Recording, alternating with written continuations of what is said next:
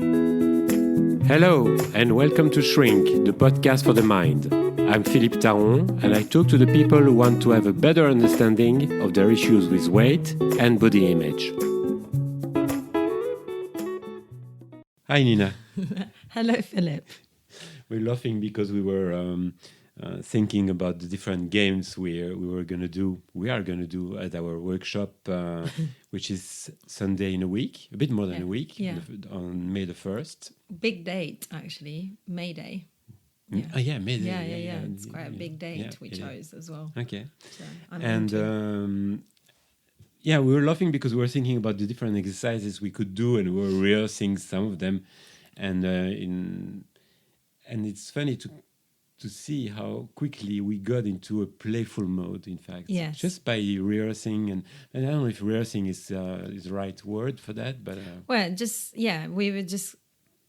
Actually, you just used the word playing. We were just playing them out and see what worked in relation to, I guess, what we're trying to talk about, which is the inner child. Yeah, the inner child and how difficult it is to be in touch with our inner child. And access it. It and then letting that inner child express itself. Yes. Because we feel like we need to behave in a certain way, both in the way we talk to others, in the way we talk to ourselves a lot, in fact. So it's not like we're even free in our speech, with ourselves, and in the way we move, which is, it's like we have to behave. Yeah. And we live in a society, and so so there are rules. I mean, it's fair. That it should be that way. But then I really believe, and so do you. I think that sometimes we need to get back to that inner playful child. Yes. And that's the idea of that workshop. Is that we want to give you, tools. Although tools sounds a bit like harsh, but so we want to play and have fun and see what it creates.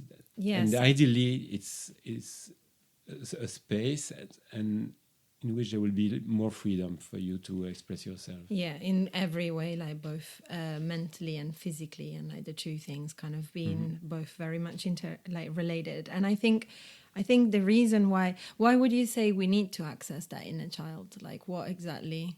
What can he give us? We need to be in touch with that inner child, to be in touch properly with our emotions. Without, most of the time I see it as a therapist when my clients or even my friends, everyone, in fact, and I do it with myself as well, when we're in touch with an emotion, let's say anger or fear, we analyze it. We analyze it and we judge it. We say, why am I feeling that way? I shouldn't feel that way. Maybe I should do more, more exercise. Maybe I'm being dramatic. And instead of welcoming this emotion and play with it, play with that emotion and see and welcoming that emotion. I know it's tough. It's easy to say. Yeah. It's not easy to practice, of course. Yes. But that's the idea. Otherwise, we keep repressing these emotions. And there is this metaphor that I've heard plenty time before of yourself being like a guest house and like welcoming guests.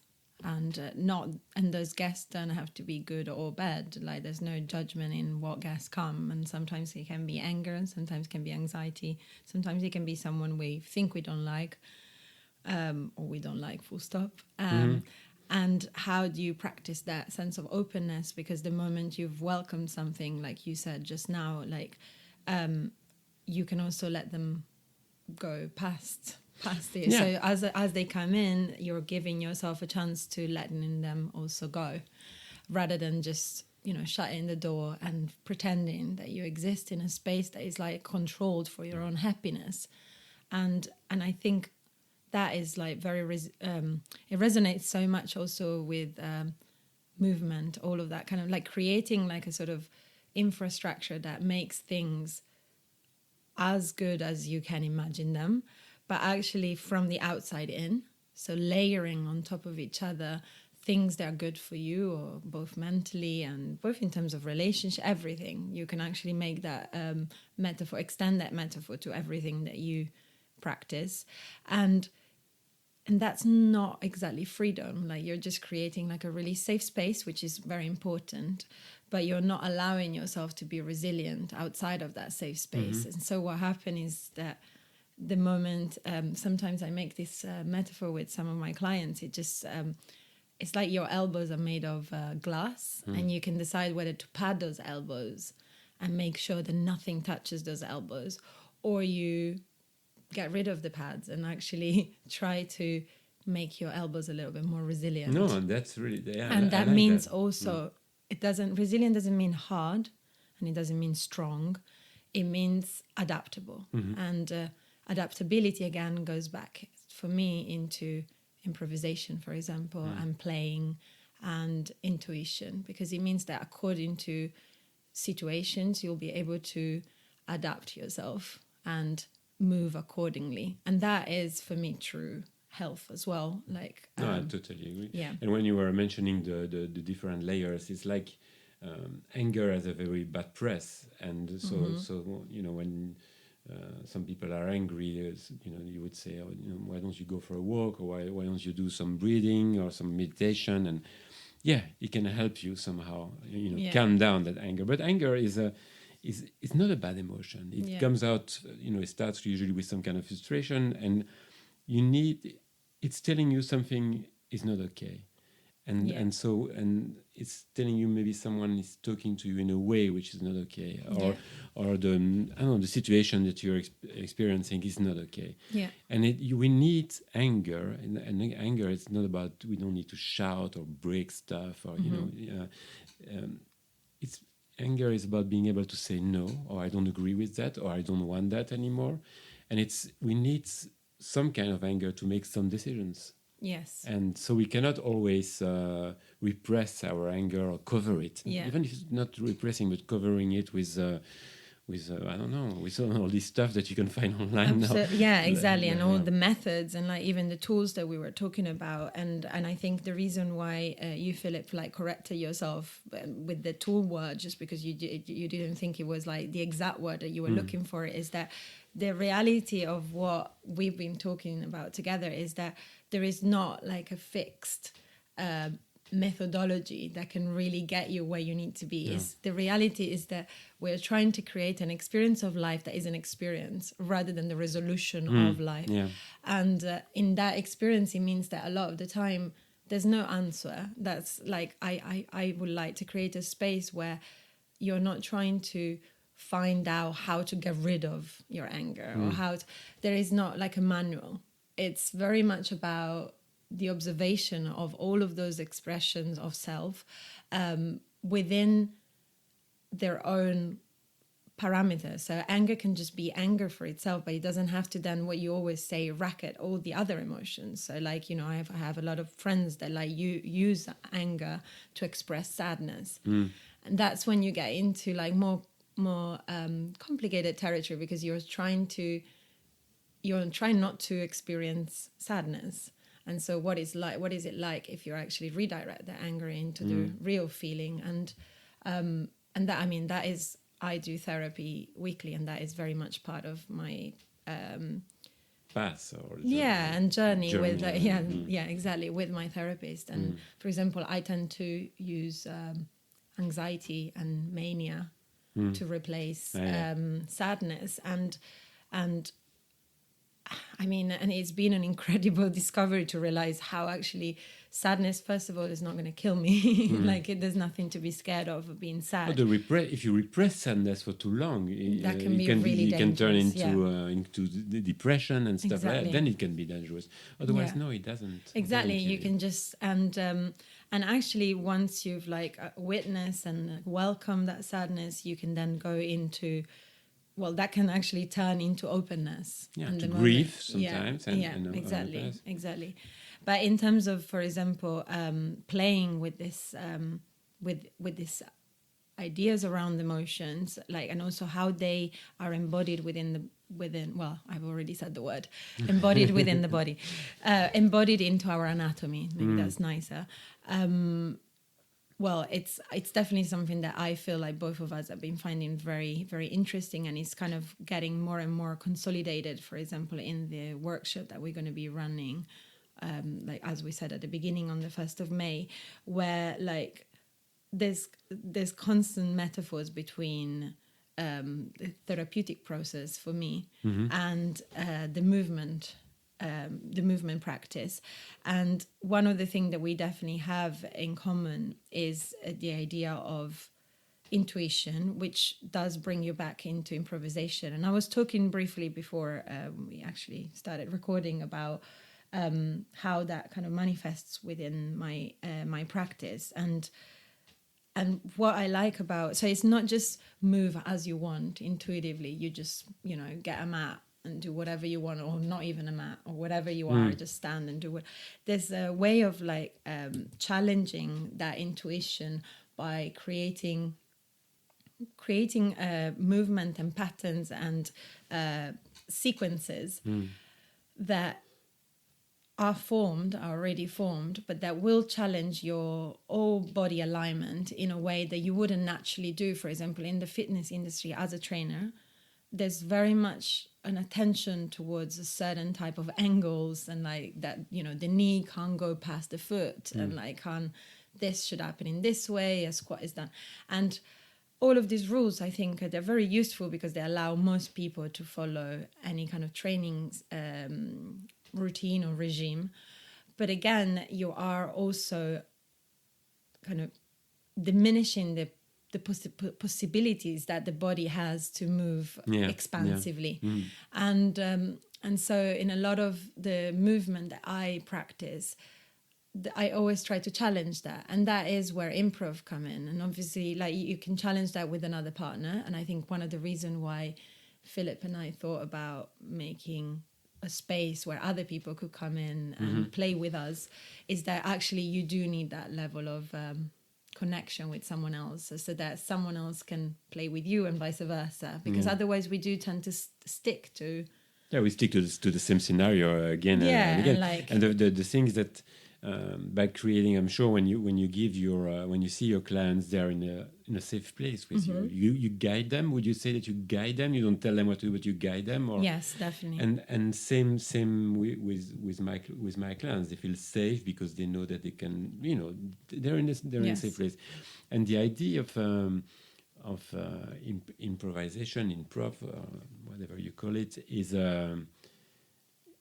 it's playing, but playing with the emotions, playing with your body, playing with your facial expressions, playing with your voice. And it's really interesting. In fact, I'm not really specialized in this, but some people are really specialized in the voice, and it's amazing.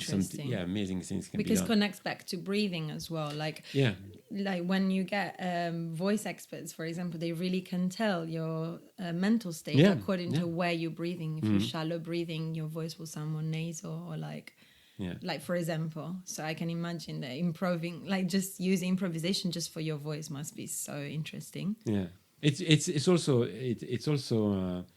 it's challenging because somehow it's going to take you out of your comfort zone, in a safe place, but out of your comfort zone. Yeah. Let's say if you start, if you start talking to me and you tell me, I've rubbed this car and I know you're going to be angry because it's not the right color. Let's say you would say something like that. It's like, what are you telling me? So I have, what are you telling me? How do you feel like? Are you my daughter? Are you a friend? Are you my wife? Are you? I don't know. It's so. Yes, there is something challenging, but it's also, the idea is not to judge ourselves, but to play with it. Yeah. Now, how do I feel when you're telling me that you rubbed the car, but it's the wrong color? That's really wrong. I mean, I wanted a red one. I'm sure you got a green one. That's no. I'm not laughing. That's real. That's terrible.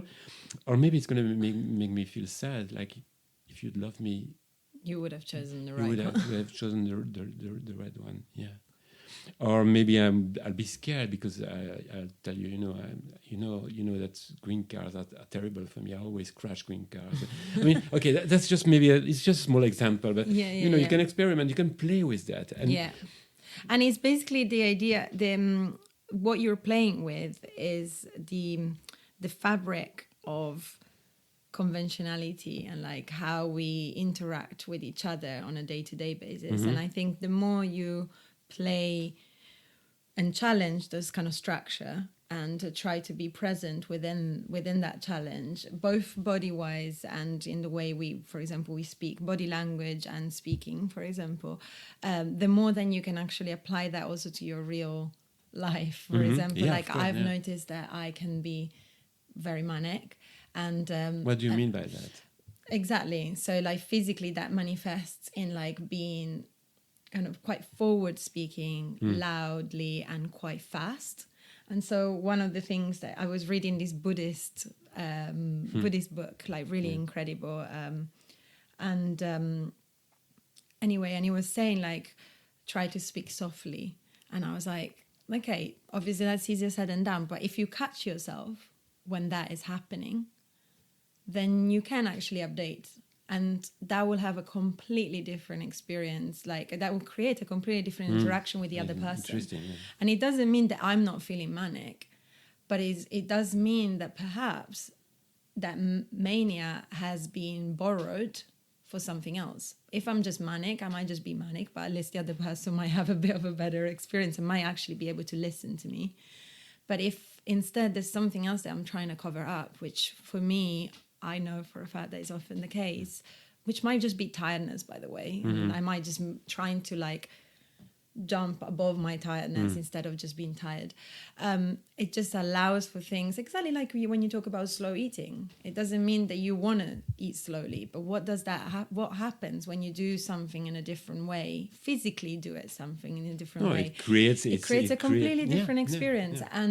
And it's not that you don't want to eat fast, or it's not like you don't have the problems that you have surrounding food, or maybe not even surrounding food, but it will create a different experience of that situation, and which will allow openness, like some form of openness. And in that gap that you've created, there is possibility of growth, I think. Yeah, totally. And playing creates that too. Like again, getting in touch with the inner child. There are all ways of creating that gap that is different to what you usually do, of doing something differently. And I think that applies so much to training. Unfortunately, I think so many people are goal-oriented. Like what kind of goal? Like they want to... It's cosmetic often. And even if it's mental health, it's related to what, like, I meditate so that I can feel calmer after meditation, or so that I can solve or like, even like the reason why you go to a therapist, there's always like an intentionality that is very much goal-oriented, which is understandable, and that should stay there. And that's probably why people stay within certain programs. But in the fitness industry, because it's connected to mental health more and more now, but it definitely has a tendency of being it kind of like doubles acts as like very much in line with consumer society, and then very much in line with... It really depends. It depends what angle you take it from. But from the beginning of when I started, I just really remember like lacking the idea of the experience in itself, of like what was it like to play with your own anatomy, rather than just, and what is that experience, how that experience connects to like the universe or like the rest of the world, rather than just be like, oh yeah, I need to squeeze in this so that I can then have my life and look a certain way or feel a certain way. And I think that's kind of where you and I met, and like that's what we really like appreciate of each other's practices. Is like, it is very, I think the hardest thing, and I think you're going to have to bear with us a little bit, is that the hardest thing is that we're trying to explain something that shouldn't really be explained. Yeah, it should.